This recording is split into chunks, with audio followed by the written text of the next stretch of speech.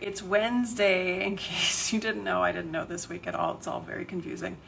I had a really cool conversation the other day. I was dropping my daughter off at camp, and she was telling me about this girl. I guess they had the same birthday, and they were born within a couple minutes of each other, they figured out. So I started talking to the mom, and of course we were in the same hospital, same time.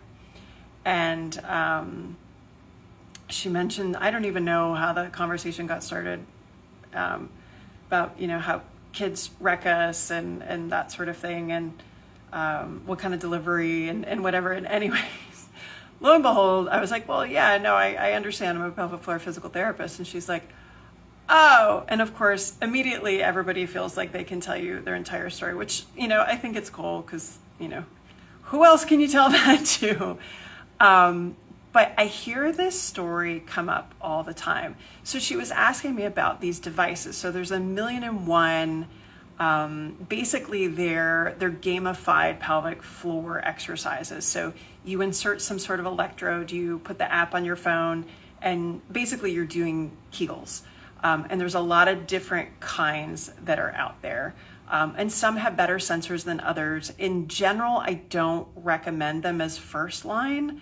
If you have access to pelvic floor PT. And so I kind of mentioned that to her, and she's like, oh, well, I did go to PT and I think I just didn't work hard enough, or I didn't do my exercises enough. And I hear that one all the time too, where if you try and check the box, you go to pelvic floor PT and things don't get better. And automatically what moms do is we blame ourselves. We're like, oh, well, we didn't commit to it. We didn't do it hard enough. We didn't do the exercises. We weren't consistent. And so instead of going back or understanding that maybe it wasn't you as a mom, maybe it was your physical therapist who did not get the right why. And I think that's the thing that we just miss. Is you and I can have the exact same symptoms, completely different reasons why we got there, and have different options for treatment. And so moms just assume that, oh, I did pelvic floor PT. It's a single thing. Once you check that box, you can't go back, or there's not somebody else that might have a better choice for you.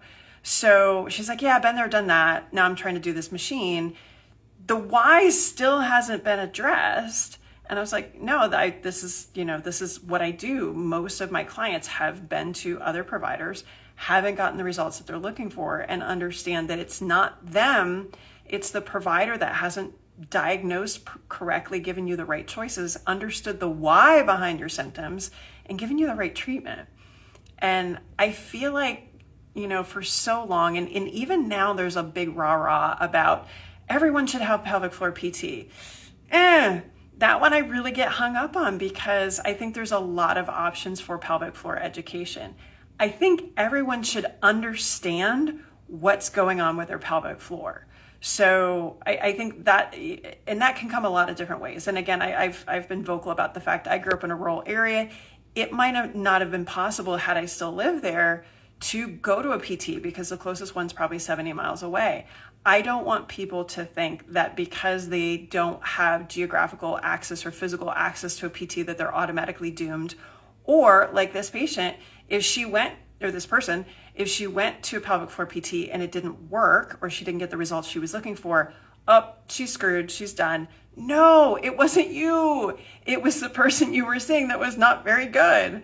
And I think there's a lot of options virtually, telehealth, virtual consultations, pregnancy, postpartum, athleticism coaches, lots of options to get help. But I think every single birthing person needs to understand why they are having the symptoms that they're having.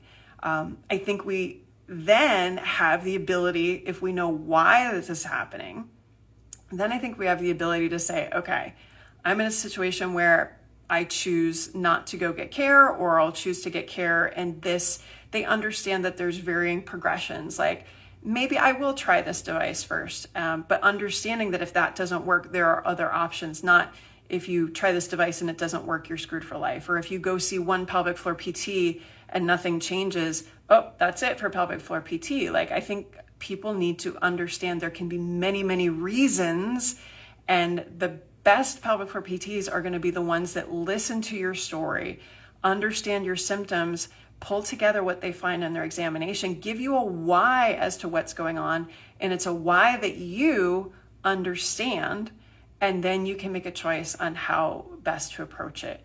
But it just cracks me up because it literally, like, the story doesn't change. It's always, oh, well, I tried it and it didn't work. And then the next thing is to, do the outsource to these little devices that they're not great ideas either, or the stupid M-cella chair that basically is just, electromagnetic, contraction of your ass. And, that's not great either. And then we think, oh, that's it for me. And then we accept it. So can we get better information out there instead of just accepting these things when we're actually just not getting a good, clear diagnosis? So if that sounds like you, definitely hop into my DMs. I'd love to chat about it. And if you are a pelvic floor PT or a coach or a trainer and you don't want to be kind of giving this very generic advice, and you know that there's other options, but that's not how you've been able to practice, definitely happy to chat with you about kind of how I found my way to kind of understanding that a little bit better. So happy to provide the information. Happy Wednesday. I hope you remembered it's Wednesday. But definitely hop into my DMs. I'd love to chat about it.